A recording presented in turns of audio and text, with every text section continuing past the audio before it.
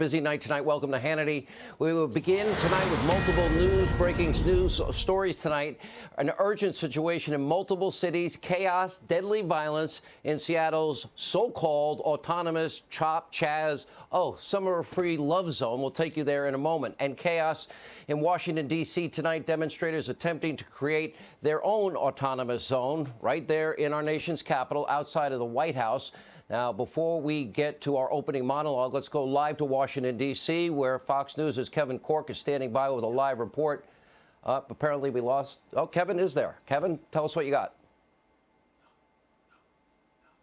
Okay, we don't have Kevin. We had him, we don't have him. All right, tonight we do have other breaking news. We'll get back to that in a moment. That was earlier tonight. Now, we'll also take you on the ground in Seattle for a live report. We'll bring you breaking news there as it's happening everywhere. Also, the Secretary of State, Mike Pompeo, will join us tonight. On top of all this breaking news, violence has been now erupting in America's major cities all weekend long. It is bad. Shootings, robberies, assault. This weekend, we saw carnage on an absolutely shocking and unacceptable level. If we want to be a country, a United States, the first thing we need to establish is safety and security. Bottom line, next thing we might want to do is fix these broken schools. You're watching a rapid deterioration and disintegration of our major cities. Democratic mayors and governors who have been in charge for decades are now clueless, unable, unwilling to fix it. These are our fellow American citizens. They have failed their constituents year in, year out. Now Americans are suffering. We are watching this far-left radical agenda play out in real time, and frankly, it is a scary picture. And we're going to take a closer look at America's liberal cities in crisis, because in 134 days, you will be the ultimate jury. And what is now becoming visible for all to see in all these liberal cities and these liberal states, well, if they win in November in 134 days and they implement their new Green Deal and their radical leftist agenda, you can pretty much assume the same results. We start with the news in Seattle, as we've been reporting. Now, Democrats there have ruled that city for 3 decades. 8 straight Democrats have served as mayor. It's a one-party town. Crime is spiraling out of control. In fact, violent crime is up by 30% in the past 3 years. In February, the Downtown Seattle Business Association openly worried that the city, quote, could be ruined by drugs, random attacks, shootings, and homelessness. But that didn't stop the Democratic mayor of Seattle, Jenny Durkan, from, well, ceding what? 6 city blocks, the main part of Seattle, to literally a collection of anarchists, radicals, socialists, and other so-called protesters. She let them take over parts of an entire city, including a police precinct. We saw them burn down in New York and other cities, and literally all law enforcement were kicked out. Now, she allowed them to wall off an entire area, basically commandeer it, take it over, and prevent stores from conducting their business and protecting American business owners and workers. She let them literally light fires, breaking into the buildings, and spray paint nearly every surface with graffiti. She said, oh, well, how long is this going to go on? Oh, she said, it might be a whole summer of love with a lot of potluck spaghetti dinners. Right, Mayor? This is what you said, right? How long do you think Seattle in those few blocks looks like this? I don't know. We could have the summer of love. Well, tell that to the police, who was supposed to be in that precinct. Multiple media outlets also referring to this lawless area, as a festive zone, even as the anarchists themselves, well, telling the media, fake news, CNN, MSDNC, while they're live on the air, this is not a festive zone. They still reported it as a festive zone. Didn't look too festive over the weekend. Multiple people shot in the so-called festive zone. We told you on this show this is not going to end well. We have been warning all. We must protect every American. We have got to have law and order. We've got to stop the assault on police. You know, we're headed now towards 900 injured police officers with rocks and bricks and bottles and Molotov cocktails, and some have died. And on top of some dying, we have the guy in Vegas, a cop shot, and is now paralyzed from the neck down for the rest of his life. And then the looting, the arson. It's got to stop. The media also needs to stop lying and say it's a festive zone when it's not a festive zone. Now, there were peaceful protesters. They deserve. Everyone was unanimous on the George Floyd case. There was very little disagreement. That can't happen in this country. In one instance, we had police desperately trying to get to the scene of the shooting in the festive zone, autonomous zone, but they were blocked in Seattle. by angry individuals. Watch this. Please move out of the way so we can get to the victim. All we're trying to do is get to the victim and provide them aid. Please allow us to get fire into the area to provide them aid. Mayor Durkin, what happened to your summer of love? Where are you? Where's Governor Inslee? This is your state. The president has been begging both of you to accept his help. Just like Comrade de Blasio and Governor Cuomo offered help again and again, just like Chicago, just like Illinois. President offering help to everybody. Oh, we don't want any help. We can handle this. Well, it didn't work out too well, and that was highly predictable.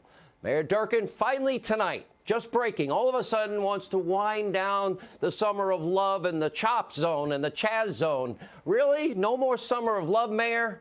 All told, one person killed, two others gravely injured during this weekend's violence in the so-called, well, Capitol Hill occupied protest, or CHOP, as one business owner put it, quote, CHOP destroyed the neighborhood. It made everyone there feel unsafe. And as you can see, Mayor Durkin, well, your wind down is a little too late. Now, we're going to see the same thing in nearly every major liberal city. We must, for the safety and security of all Americans, restore law and restore order.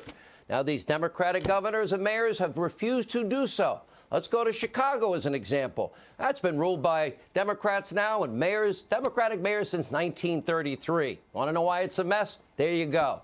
City's government's soft-on-crime approach has led to a seemingly never-ending wave of violence. Over the weekend, this past weekend, 104 our fellow Americans were shot, including 12 children. 14 people died this weekend. It's kind of like, well, just a little bit above average in Chicago. They do nothing to save that city and the people, keep them safe and secure, even in their own homes. Never mind the dilapidated, broken down, corrupt school system where kids don't learn reading, writing, and math. In New York City, Comrade de Blasio, 2 terms in office. Well, guess what? He wrecked a once peaceful city that he inherited. His anti-police, soft-on-crime policies, along with Cuomo's get-out-of-jail-free, no-bail reform, is destroying not only New York City, but New York State. And they stand by their stupidity, just like they were awful on coronavirus. Look at New York City. Shootings up a whopping 358% over last year. Just this weekend, New York City, 28 separate shootings, 38 victims. Now think, do you know the names of any of our fellow Americans in Chicago, Seattle, New York? Do you know the names of those individuals shot, those kids that were shot, those people that died?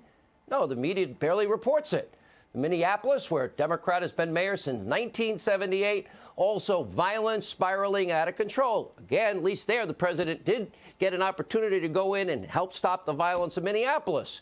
Before the pandemic, serious crimes were up by 70%. Of course, now, after the city council has now vowed to dismantle the entire police department, guess what? 7 police officers announced their resignation. Violent crime has ensued.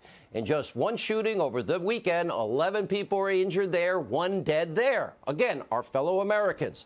This isn't just a failure of leadership on the state and local level. Nationally, top Democrats, they have turned a blind eye to violent crime for decades. Joe Biden, okay, Joe, you're going to lecture everybody. And Terry McAuliffe, I'm fine with Joe in the basement. He only sees 2 people a day. It's 2 people. That's all he sees, and they're his body men. I'm fine. Leave him there. He's been in politics 51 years, Joe. What did you do after Ferguson? What did you do after Baltimore? What did you do after Cambridge? Nothing. Speaker Pelosi, wow, she's been in politics 44 years. Senior Senator from California, Dianne Feinstein, has been, well, a public office now for over 3 decades. Maxine Waters has held office in 1976. Patrick Leahy, he's been in the U.S. Senate a whopping 45 years. What have they done? These Democrats all claim to care about America's inner cities. What have they done decade after decade after decade? Every 2 years, every 4 years, what do we hear? Conservatives are racist. They are sexist, misogynist, homophobic, xenophobic, Islamophobic. They want dirty air and water, and they want to kill children and want to throw grandma and grandpa over a cliff. It's the same playbook by the Democrats every 2 and 4 years. It's not true, because under Donald Trump's leadership, record after record low unemployment. African Americans, Hispanic Americans, Asian Americans, women in the workplace, youth unemployment, and African American youth unemployment. Didn't happen under Barack and Joe when they had 8 years. They had 13 million more Americans on food stamps, 8 million more in poverty, and the lowest labor participation rate since the 70s. They've been more focused on expanding power and the scope of government over freedom in the lives of law-abiding Americans who are not being protected in our cities. Women and children and moms and dads and grandmas and grandpas, while they've been coddling criminals in these big cities, letting criminals out, sanctuary cities, sanctuary states, and wreaking havoc on America's streets. Rule 101, if you want to live free, you need law and you need order and you need safety and you need security for the American people. That's a simple Hannity rule I think all Americans can agree on. And the next thing, let's fix America's broken, dilapidated, frankly, what is a despicable amount of money we spend more per capita than any other industrialized nation on education, with the worst results. How is that possible? How is it possible in the city of Baltimore, third highest per capita spending on students in the entire world? And guess what? There are 13 public high schools. Not one kid is proficient in math. Not one. The veil has now been lifted. Socialism is on the ballot. Safety and security is on the ballot. And certainly a dilapidated school system is on the ballot, and Donald Trump's record of success versus Biden's record of failure in 50 years in politics, that's on the ballot in 134 days. Which America do you choose? Because this is now the biggest choice election in the history of the country. But I don't want to go too hyperbolic on this. Make no mistake.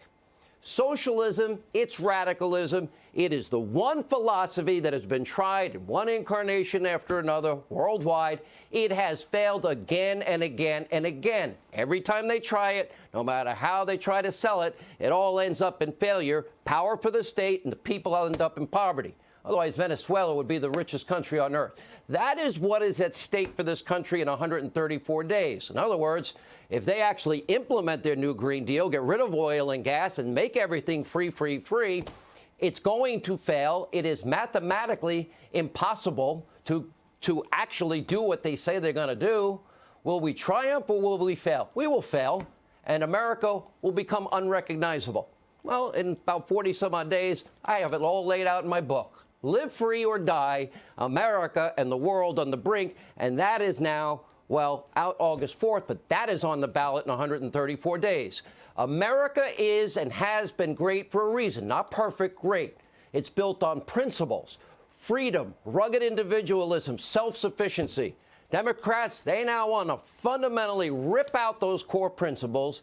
And it's up to you, the people. I'm only one little vote in New York. I can't vote more than once. I do it legally. I do it the right way. But you know what? Sanctuary cities, sanctuary states, border policies. If you believe everything's going to be free, well, just look at Chicago. Look at Illinois. Look at New York City. Look at New York State. Look at New Jersey. Look at California and tell me you want that to be America, because that's what America will become.